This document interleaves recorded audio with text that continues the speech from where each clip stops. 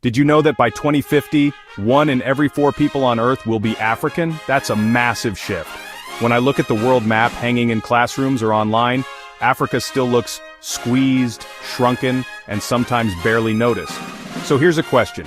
Why are more and more Africans demanding a brand new world map? Hey, welcome to Africa Pamoja, where we dig into the stories shaping Africa's future. Today, we are going to discuss on how something as simple as a map could change the way the world sees Africa, and how Africans see themselves. Let's start with a little history. The borders you see on today's maps, most of them were drawn up during the colonial scramble for Africa in the late 1800s.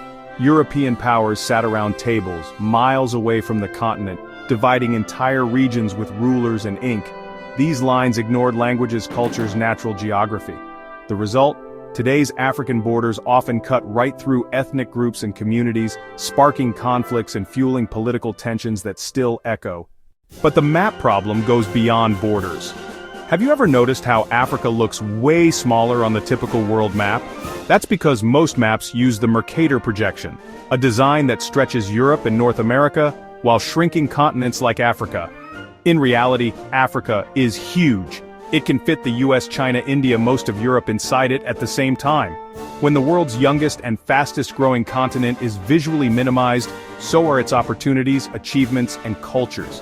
These distortions have real-world impacts. They shape how international aid, trade, investment decisions get made. They even affect how Africans are taught to see their own place in the world.